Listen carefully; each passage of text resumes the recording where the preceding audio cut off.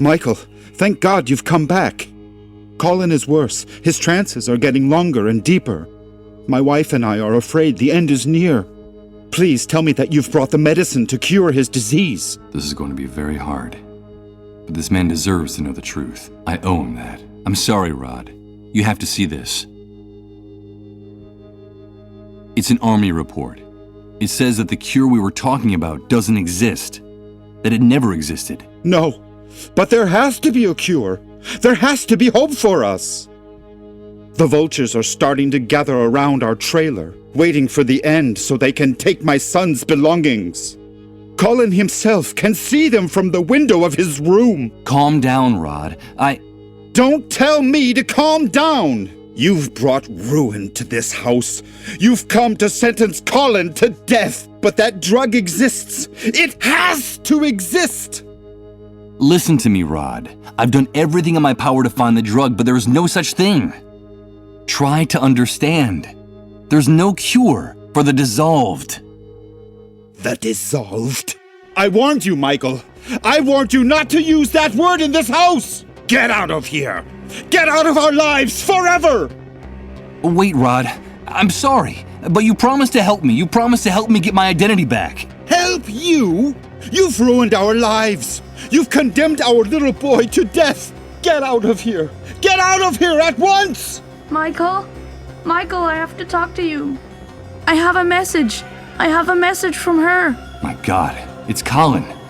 A message from her? Michael! Michael, please! She told me to talk to you.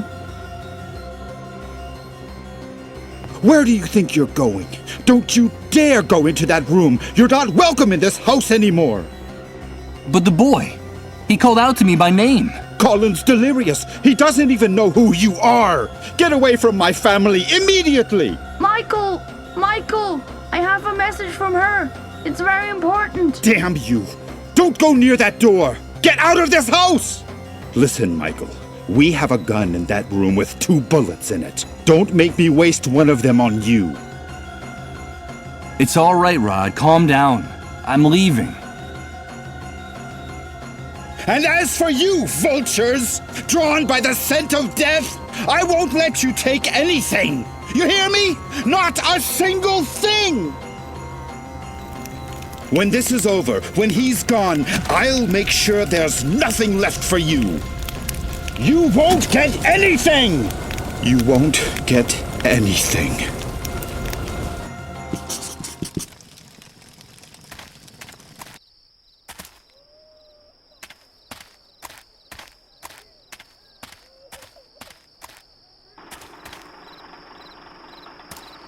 Hello, Mr. Sleepyhead. Excuse me? What did you call me? You're Mr. Sleepyhead. I saw you sleeping in Colin's trailer. I'm so glad you're awake now. I wasn't asleep. I was sick for a long time in that trailer. No, you weren't sick. You were sleeping like a big brown bear, Sir Sleepyhead. Sometimes I used to watch you sleeping in Rod's house, and you would grunt in your sleep like a bear. A great big lazy bear, Mr. Sleepyhead. But I'm glad you're awake now. I like your voice. You sound like a knight in a fairy tale. Mr. Sleepyhead? No, that's not my name. I'm Michael. No, you're just trying to fool me. You're Mr. Sleepyhead. My name is Rouz. There's something odd about this girl's behavior. It's true that she's very young, but she talks like a little girl. Nice to meet you, Rouz. So, do you know Rod and Colin too? Of course. I go over to their house a lot. Well, when they let me out of the van, that is. Rod and his wife have been very nice to me. Sometimes they let me play with Colin. We're very good friends. Are you a friend of Rod's and Colin's too, Mr. Sleepyhead? Yes, I'm friends with them too. Do you want me to tell you a secret, Mr. Sleepyhead? Of course. I have your old clothes. The ones you were wearing when Rod and his wife found you. I have them in the van. They were going to throw them away, but they gave them to me to wrap my baby in. He'll be cold now that winter's coming. Your baby? You have a baby, Rouz? Yes, I have a baby, but he's not with me right now. He got lost. Have you seen him? Do you know where he is? I have another secret to tell you, Mr. Sleepyhead. Back in the van, Rose, now. Move your ass. Get in there. Another secret? Just a minute. Wait! Get in that van, Rose. It's a very important secret, Mr. Sleepyhead. Something about you. Something about before the Great Wave. But first I have to find my baby. Have you seen him?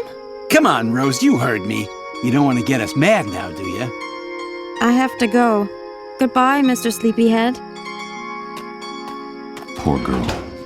She's obviously mentally ill. She's just a little girl in a grown-up's body. And you, if you want to go in there with her, you gotta pay like everybody else.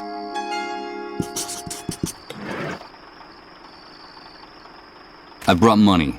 Let me see Rose. Hey, this is a lot of dough, pal. So, is it enough? More than enough. This'll get you into Rose's van for the rest of the night. All you can eat. Have a good time with our Minnie Mouse, but be careful with the merchandise. You know how it works. You break it, you buy it. Yeah, I get it.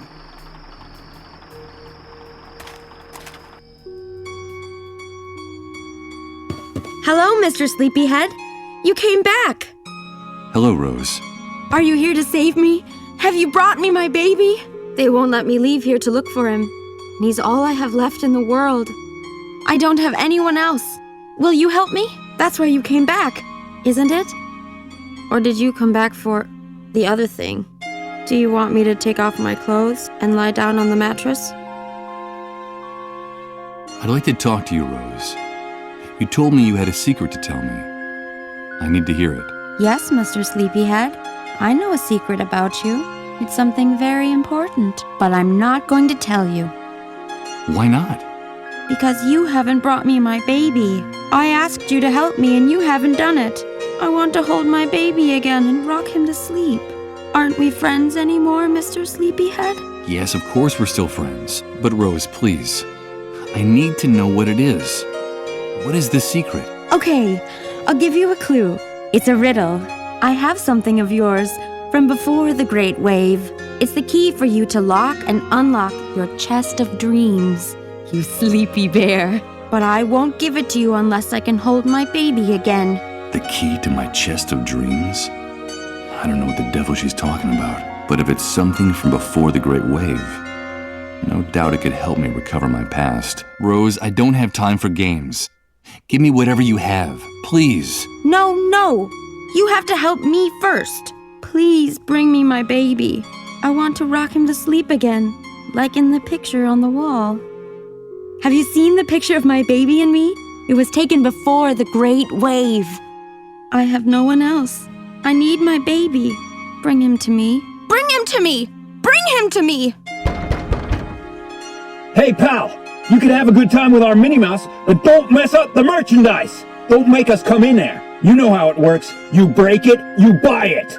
All right, Rose, all right. Calm down. No, I don't want you to lie down. Tell me, Rose, why can't you leave here? It's because of them. They don't let me go any farther than that empty lot over there. They say I have to be ready in case a client comes. They only let me go see Rod and Colin in their trailer every once in a while. And why don't you run away? Those men are too scary, Mr. Sleepyhead. They yell at me and hit me if I don't do what they say. Sometimes they lock me in here in the dark for hours. And I'm afraid the soldiers will come back.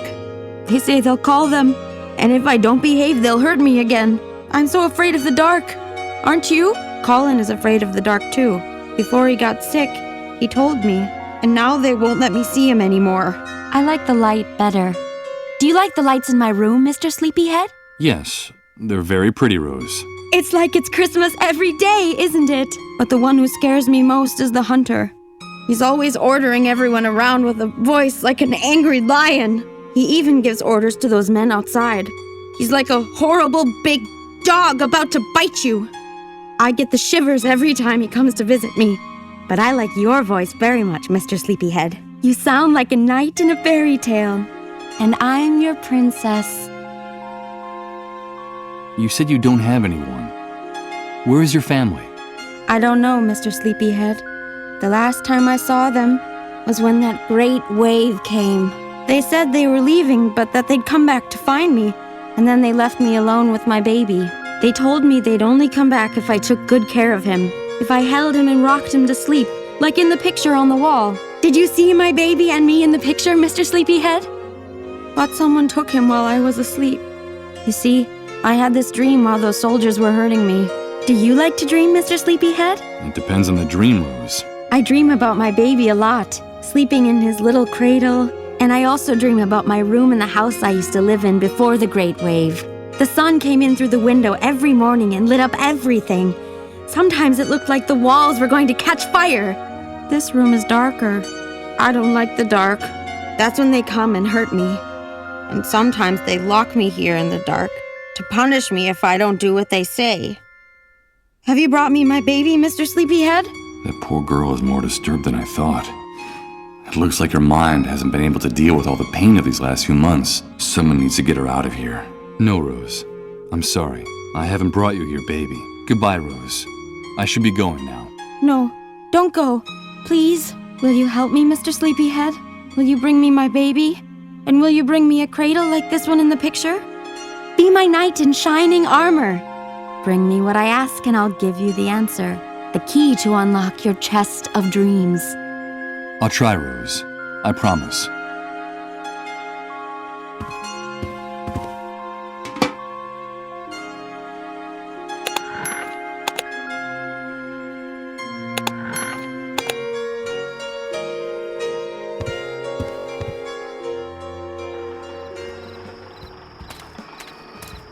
Huh?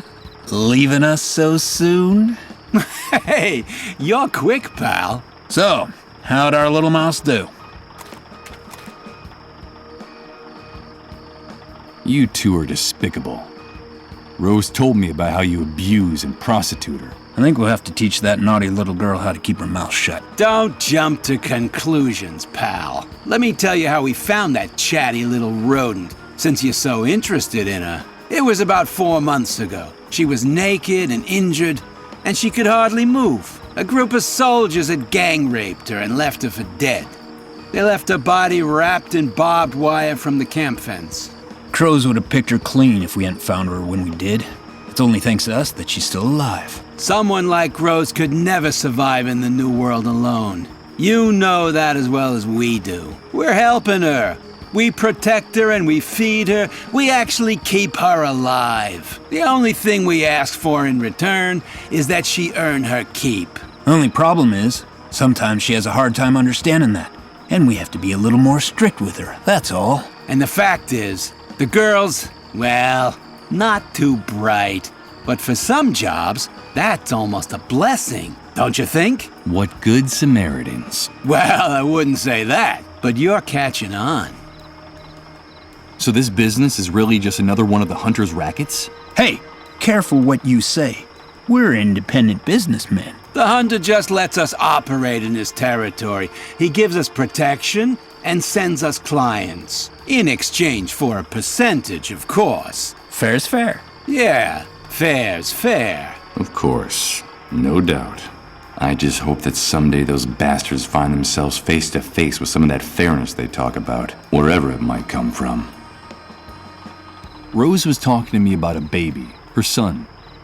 Do you know where he is or how I can find him? That little mouse's mind is gone. I wouldn't pay much attention to what she says. Hey, as far as I know, her entire family died in the Great Wave. After the explosion, she wandered around in a daze for weeks, until she finally ran into a group of drunken soldiers who wanted to, have some fun with her. When we found her, all she had left was that wrinkled old magazine clipping clutched in her hand. It's her pride and joy. Now she's got it stuck up on the wall of the van. And as far as the baby's concerned, probably not alive anymore. If it ever existed. Who knows what goes on in that nutcase's head? Then she really is all alone. She doesn't have anyone. Of course she does. She has us now. My partner and I are sort of like, her new family. We protect her and we feed her. We actually keep her alive. And you can bet your ass we will, as long as our little mouse still has that small fortune between her legs. I don't have anything else to discuss with you two. Okay, come back anytime you like.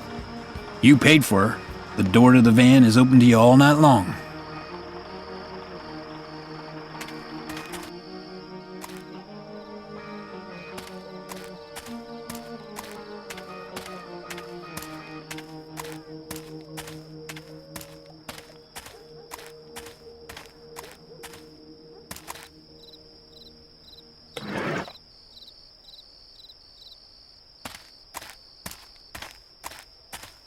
Okay, so we'll make a hole in one of these drums.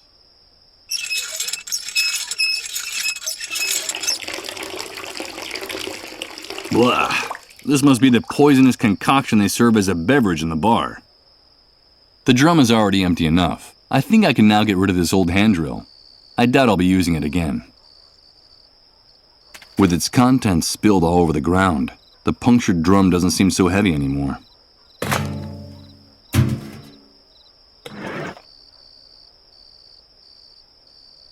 This is the only way I can think of to draw those thugs out of their den.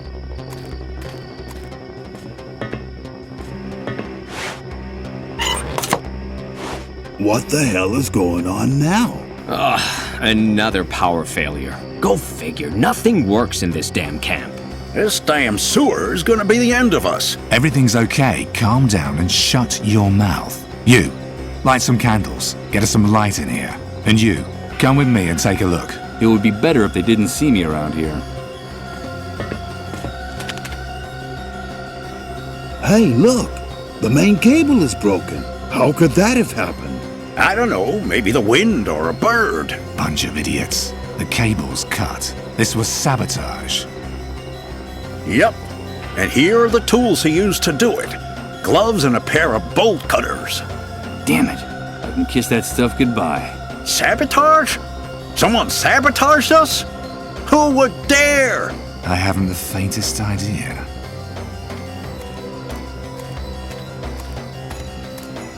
What happened, Hank? Hey, Mike. Nothing in particular. It's nice to see you around here, dude. Some idiotic camp electrician wanted to practice on our place. That's all. We'll give him a fitting reward when we find him. You know, fair's fair. So, tell me, what brings you to these parts? I'd like to speak with you. Of course, Mike. Come on in and have a seat. And you, fix this.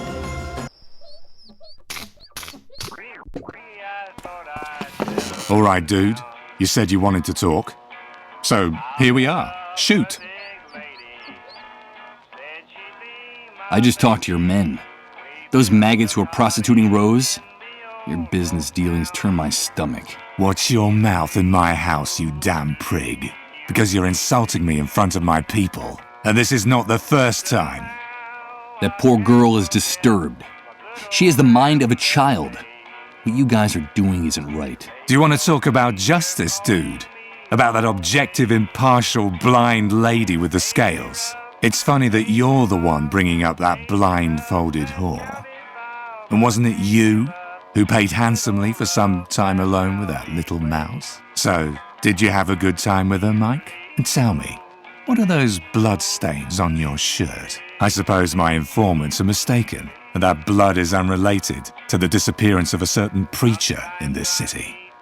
Michael, did you treat him justly? Now, who the hell do you think you are, handing out lessons in morality to anyone, dude? But how do you know? Oh wait, there's an explanation for all that. Of course, there's an explanation. And it's very simple. You gotta do what you gotta do. But don't you worry, Mike.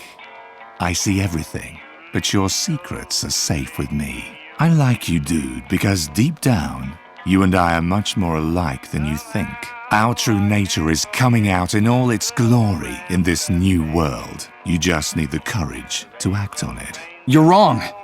I'm not like you.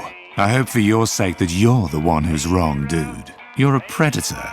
I can tell. Don't make the mistake of turning into a lamb, because you already know how that could turn out.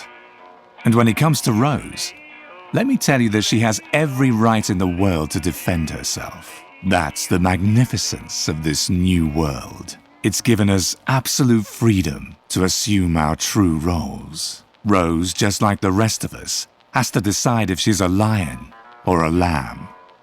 Ain't it grand, dude? It's only now that we're truly free to choose. But don't get me wrong, the right to defend herself is hers, and hers alone. So be careful with the heroic gestures, Mike. You touch a single hair on the head of any of my men to defend that little mouse, and I'll rip your skin off, one strip at a time. They're friends of mine. Got it? Yes. You've made yourself perfectly clear. You won't have to tell me again. That horrible music is drilling into my eardrums. Why do you always play the same song over and over again? You're lucky we're friends, Mike. Otherwise, I would have pounded your nose into your skull.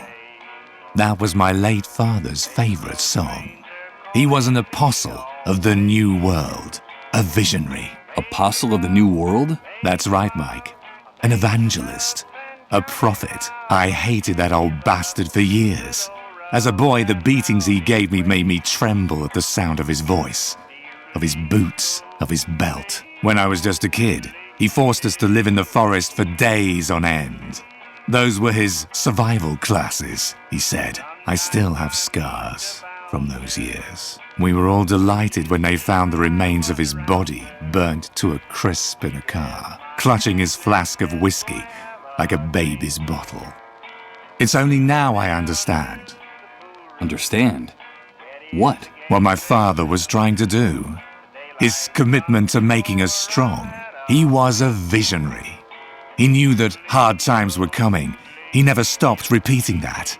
And he prepared us for them. That hell that buried me alive in the old and decadent world gave me wings in this new world. And let me be reborn, cleansed and purified. I don't care if the Great Wave was the work of God or the devil, Mike. I only know that one of them has been very good to me. My father's prophecy came true. And the new world has put all of us in our rightful place. Yeah, I haven't the slightest doubt. I should be going now. Fine, Mike. You're welcome anytime. Remember, dude, here we can get you whatever you need. No questions asked.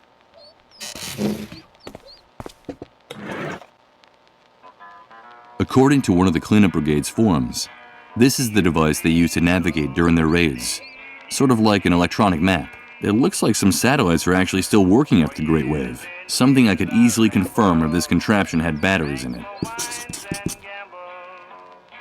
Hey, Hank.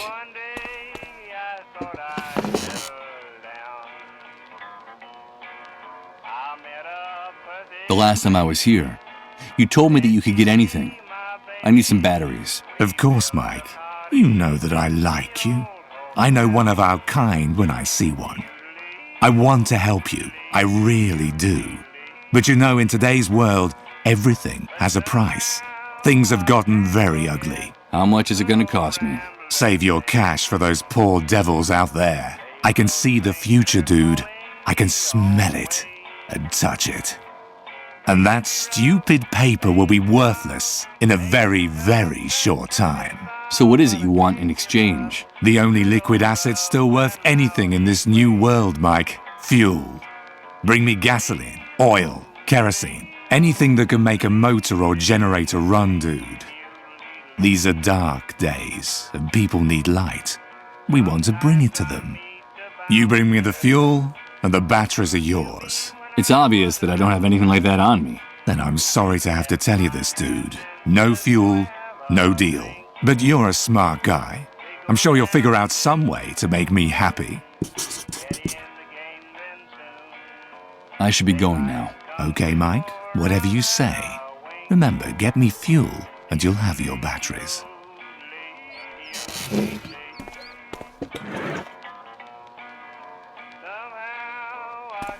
Hey, Hank. What if I told you I know where you can get more fuel than you've ever dreamed of? Don't call me that again, dude.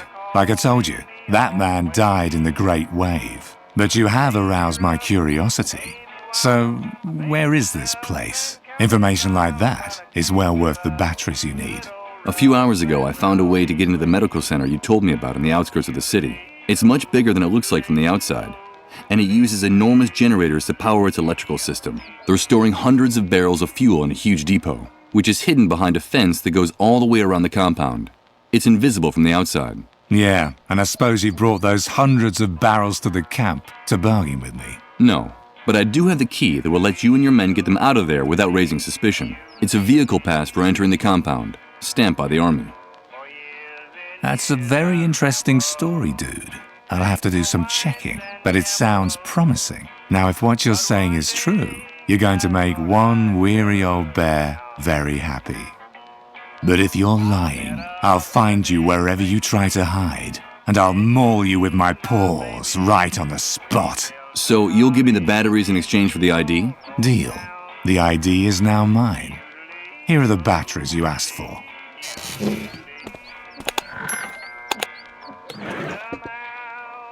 Okay, let's see if this device still works. It works, but what do we have here? It's a list with hundreds of names, places and addresses, and a map of the city.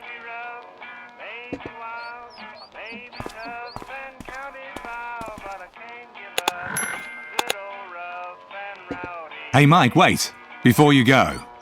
I've been thinking about it, and now it's my turn to propose a deal to you. A deal? Yeah, listen. Me and my boys don't like leaving the camp any more than we have to. We're a bit too well known and sought after by the pigs out there, if you get my drift. I see. All that talk about the medical center, the fuel and the ID got me curious. I need to get the lay of the land, to check out some things and work out a plan. But I can't expose myself. It would look very suspicious if I were to be seen poking around out there. Of course. And what do you need from me? Bring us enough information about that depot for us to make a plan. I'm talking diagrams, coordinates, maps, or better yet, a photo. Bring back what I'm asking for, and I'll give you whatever you want in return. What is it you need, dude?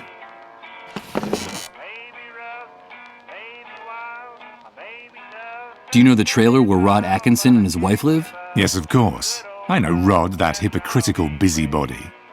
He still thinks that with his old world morality, he can save everyone in the camp. He's a real pain in the ass, dude. They have a young son, Colin. I can't tell you why, but I need to be alone with the kid, just for a few minutes. You have to make a commotion outside to keep Rod and his wife distracted long enough. Keep them busy for a few minutes. Find any excuse, but I need time alone with that boy. You never cease to amaze me, Mike. I don't know what you've got in mind, but it's none of my business. Bring me the information I asked you for. Bring me that photo of the fuel depot of the hospital, and I promise you'll have all the time you need to do whatever it is you want to do with that boy. And my complete discretion, of course. I don't know what idea is percolating in the hunter's sick mind right now, but I have to play along to avoid having to explain anything. I gotta make sure he doesn't find out about the boy's illness. Deal. But nobody gets hurt, okay? Bring me that photograph of the fuel depot at the hospital, and we'll do whatever's strictly necessary.